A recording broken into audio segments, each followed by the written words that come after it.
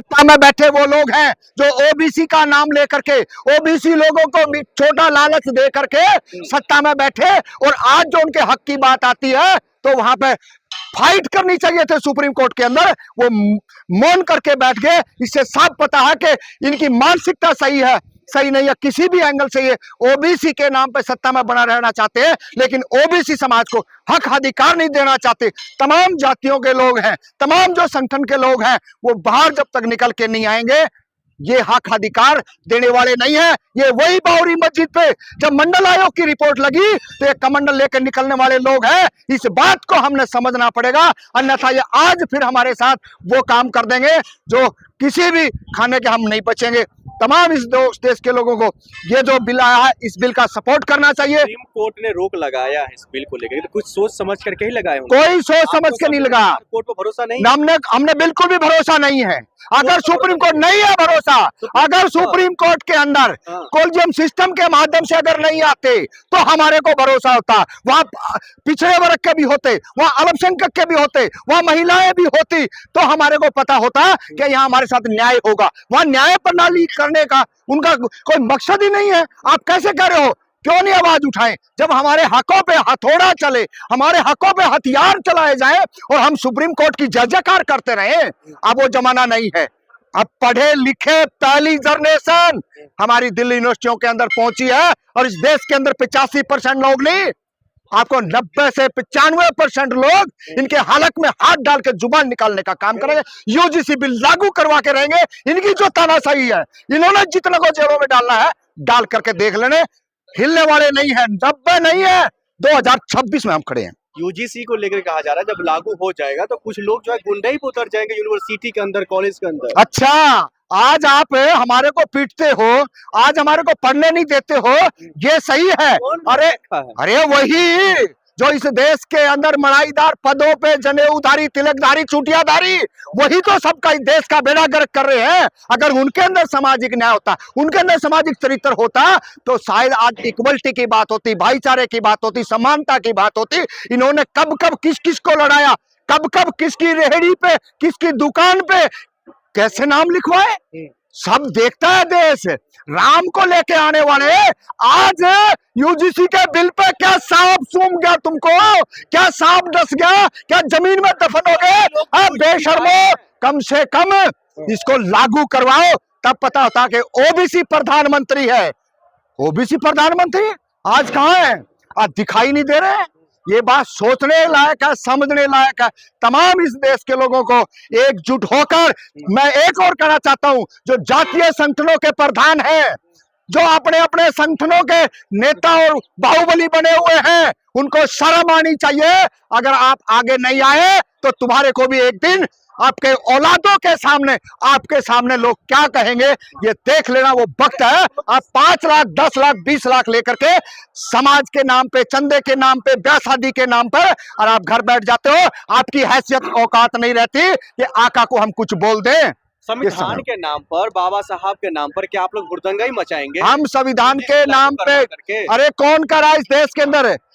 आपने ही तो प्रस्ताव लेके आना, यूजीसी प्रस्ताव लेके आई ना, एट्रोसिटी हुई ना, रोहित वेमुला मरा ना, वो दाढ़वी गई ना, पायल दाढ़वी गई ना, और साथी गए ना। ये तो वो नाम है जिसके माँ बाप, जिसके आसपास इर्द गिर्द लड़ने वाले लोग थे, योद्धा लोग थे, तब जाकर के ये बिल आया। अन्यथा तो ये बिल भी नहीं आता। हमारे बच्चों ने, हमारे पाठ ने जो है ना आहुति दी है, उन्होंने संघर्ष किया, बलिदान दिया है। अगर ये लागू नहीं होता है, आप लोग कह रहे हैं लागू होना चाहिए, लागू नहीं होता तो आगे क्या करेंगे बता दो? हम रोड पे आएंगे, संघर्ष करेंगे। नहीं होने का मतलब कहां से आ गया? आप भी बीजेपी आरएसएस के दलाल भड़वे हो क्या? नहीं का क्या मतलब आ गया? पत्रकारिता करते हो, निष्पक्ष करिए और बोलिए कि आपको सामाजिक न्याय मिलना चाहिए। ये जो आप लोग करते हो ना, ये जो मीडिया जो आज चला रही है बड़े बड़े न्यूज चैनलों के ऊपर, जो बैठ के ना आपस में मुर्गे की तरह जो लड़ाने का काम करते हैं, अरे वहां बैठाओ ना दलित को, वहां बैठाओ ना रामपुर जांगड़ा को, आपको बताएगा ना कहाँ कहाँ शोषण होता है, किस तरीके से होता है। आप लोग तो समानता में विश्वास रखते हैं, फिर आप लोग भेदभाव वाले कानून में क्यों विश्वास रखते हैं? अरे वहां भेदभाव हो रहा है ना, वहां भेदभाव हो रहा है। इसीलिए हम लोग कह रहे हैं कि भेदभाव हो रहा है। इक्वलिटी, भाईचारा, समानता की बात होती तो आज ये हाल होता। आज घोड़ी पे रख के चढ़ने पे मारा जाता, मूछ रखने पे मारा जाता। आजकल तो कमार खाती नाई ना, को बाबा निकल के आया था, वो क्या कहा था, जात पात की करो विदाई, हिंदू हिंदू भाई भाई। वीरेंद्र शास्त्री काय का शास्त्री है, कोई और शास्त्री पास्त्री नहीं है, बीजेपी का दलाल है, बीजेपी का गुंडा है, जो टैक्स के पैसे से, जो जनता के टैक्स के पैसे से मौज मस्तियां और अय्यासियां करता है। देश में आप कोई हिंदू नहीं है, कोई हिंदुओं का रक्षक नहीं है, हिंदुओं का कोई रक्षक नहीं है। बीजेपी का छोड़े हुए कुकर मुत्ते हैं, और ऐसे कुकर मुत्ते पूरे देश के अंदर बीजेपी ने छोड़ रखे तमाम तरीके के, और उनका जबरदस्त हम ताकत से विरोध करेंगे और हमारे हकों में। एक राम भद्राचार्य जी है। अरे छोड़िए राम भद्राचार्य और वो जो टीकाधारी को, उनके पल्ले कुछ नहीं है। वो देश जान चुका है, देश संविधान से चलता है, और किसी शंकराचार्य पंकराचार्य कहां से निकले, कहां से आगे, कौन बना लिया, कितनी एजुकेशन है, कहां पढ़े, कहां लिखे, इनकी कोई डिग्री नहीं है। काका लिखने वाला, घर की बही और काका लिखने वाला, मतलब अपना कागज और खुद ही लिखने वाले लोग हैं। इनके पल्ले कुछ नहीं है। जिसके आंख नहीं, वो देश का सेवा कर रहे हैं, धर्म का सेवा कर रहे हैं। वो खुद अपना तो सेवा कर ले, उसको अगर ऐसा ही कुछ होता तो उसको आंखें मिल जाती। इसीलिए तो ऊपर वाले ने भी, इस सृष्टि पर लाने वाले ने भी देख लिया कि इसी लायक है, इसी काबिल है, इसको यही पड़ा रहने दे, इसी सड़ने दे। ये हालात उनकी देश का भविष्य इससे बनेगा, हिंदुओं का भविष्य बनेगा। देखिए, जो हिंदू इस देश के अंदर है, उनका कोई भविष्य नहीं है। इस देश के अंदर जो वंचित और शोषितों को हिंदू बना करके उन्हीं की बलि लेने का काम करा, ये एक षड्यंत्र है। देश का प्रधानमंत्री नरेंद्र मोदी बोल चुका, हिंदू कोई शब्द नहीं है, हिंदू कोई वर्ण वो नहीं है, ये तो वो कह चुका है। ये तो अंध भक्तों को कौन समझाए, जो गाय गोबर वाले उनको कौन समझाए, जो गोबर की पूजा करने वाले उनको कौन समझाए, जो रोज टीका लगा के घंटा बजाने वालों को कौन समझाए। ये बात तो आप लोगों को समझनी पड़ेगी। इस देश के अंदर हजारों लाखों स्कूलों को बंद करने वाली जो सत्ता, जो आज वर्तमान में नरेंद्र मोदी की सरकार है, हजारों लाखों स्कूलों को बंद कर दिया और पूरा प्राइवेट करने जा रही है। इस बात को भी हम लोगों को समझ में आ रही है। क्या कारण है कि वो नहीं चाहते वंचित शोषित, जिस तरीके से लोगों के ऊपर लोगों ने कहावत बना रखी है कि मुसलमान पढ़ते नहीं है, ये चाहते हैं कि इसी तरीके से इनको हिंदू का कार्ड खेले, और जो वंचित शोषित, जो पिछड़े, अति पिछड़े हैं, इनको अनपढ़ अशिक्षित रखा जाए, ये बोल ना सके। क्यों गधे को घोड़ा बनाने में लगे हुए हैं? देखिए, जो गधे की बात करने वाले लोग हैं वो गधे हैं, वो नालायक हैं, वो निकम्मे हैं, वो नाजायज माँ बाप की संतानें हैं। वो जो गधा बताने वाले लोग हैं वो नाजायज हैं। हमारे बड़े बूढ़े कहा करते हैं ये खांड खोले की औलादे हैं, मतलब ये नाजायज संतानें हैं। अरे आप पूछते तो, अरे हमारे हक मारे जा रहे हैं, आप इस देश के न्यायप्रिय लोग होते तो आप कहते ना समानता की बात करते। अब समानता तो है ही नहीं।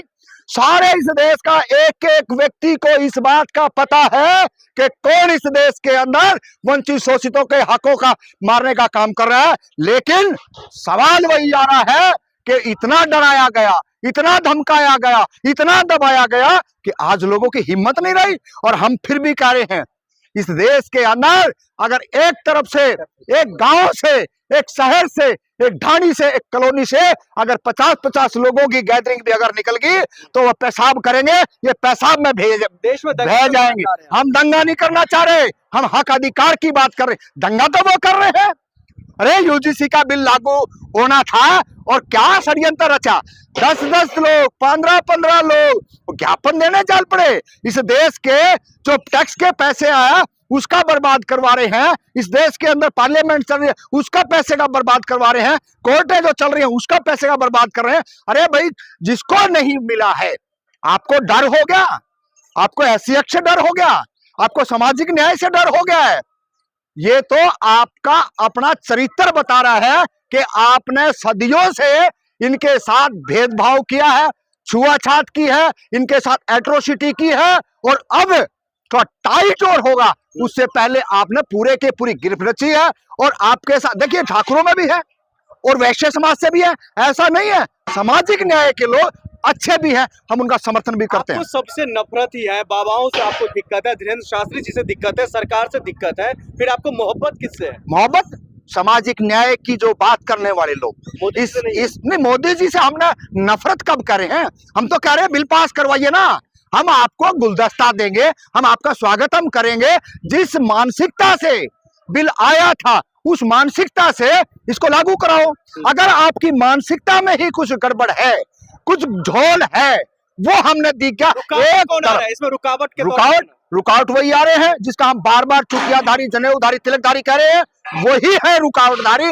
अगर उनके अंदर सामाजिक चरित्र न्याय होता तो शायद आज इस देश के अंदर ये नहीं होता और बिल लागू होता। लाखों करोड़ों बच्चों का भविष्य अंधकार में अटका, no stable, no stable, no stable करके सब वंचित शोषित बच्चों को बाहर निकाल दिया जाता है। यह देश का दुर्भाग्य। तमाम इस देश के न्यायप्रिय लोग आगे आए और 17 अगस्त को उनकी का स्वागतम करते हैं।